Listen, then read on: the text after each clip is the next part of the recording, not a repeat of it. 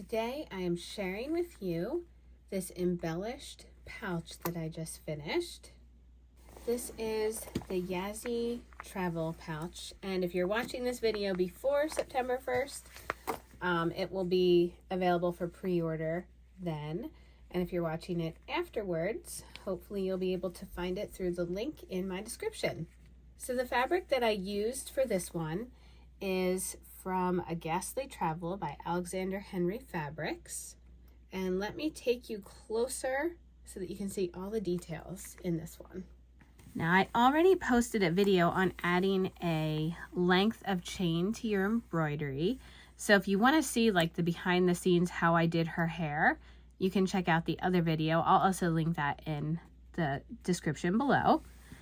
So I think that hair on the Ghastlie's characters is probably one of my favorite things to stitch. So for her, I just did the length of chain, and I'll let you see close up. You can see I used like a fuchsia and a black to couch those strands down.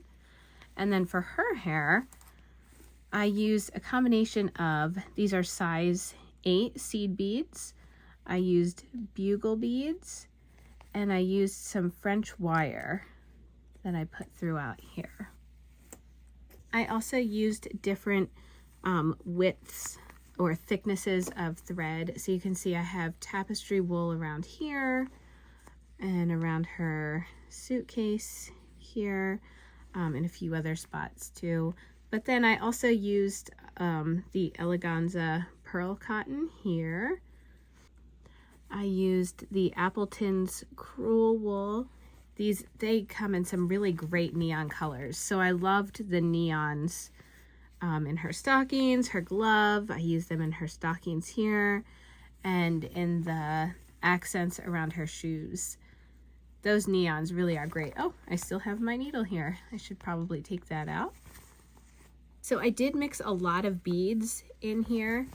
These were just some really fun accent beads that I had just picked up recently at a bead shop, and I wanted to use them. So they're just dangling there, and I used another little dangling one here. Lots of bugle beads in the skirt and in the details around. Some bigger accent beads there. Lots of bugle beads along the suitcases. And then this one was really fun. It was kind of like a square pattern that you can kind of see a little bit through the beads. But I just kind of imitated that with the directions that the beads were running and added beads throughout that little suitcase there. I also did a video on adding these Austrian crystals to this, so I'll link that one so that you can see how to do that. But I added those along here, her suitcase, throughout her dress. I have yet to see how they hold up, so I haven't used them in a project that's going to get a lot of use, so I will definitely report back, and I might end up, depending on how it works. You can see I have them in the cheeks too. Depending on how they work, I may or may not use them for a project like this again, but they sure are quick and easy and add, like, you can see it's just a lot of sparkle very quickly to this piece.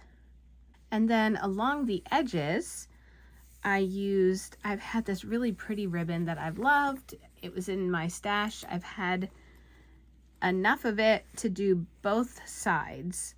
I didn't do the bottom or the top, and the reason for that is, one, I was short on ribbon, but I had enough if I wanted to be able to do it. I think I could have made it work. But when I looked at when I went to add it to the top up here, like it would have kind of been weird with their hair shape, so I didn't want to do that, and so I left it at, it's just on the sides of this. I used my Sew Line glue stick just to keep the ribbon in place before I stitched it down, which worked really great. This has a nice narrow end. I've also used like a glue stick, so that would work fine too, but I do like how narrow this was, especially because it was a more narrow ribbon that I was using. I used just the blanket stitch or the buttonhole stitch to put this whole piece on. And so when I look on the other side, sorry about the glare from the light, I open it up, you can't see any stitching at all, which with a pouch like this, I didn't want to embroider it right on the pouch because I would see that, and I'm going to be putting things in here all the time, and I didn't want them rubbing against the back end of my stitching. So that's why I did it this way. So I'm super, super happy with how this turned out. I love anything with the Ghastlies, and just the colors, the neons that I added. This was a Tim Holtz background fabric that I use. Also, I loved that. So yeah, this was a really fun project, and I hope you enjoyed your tour behind it.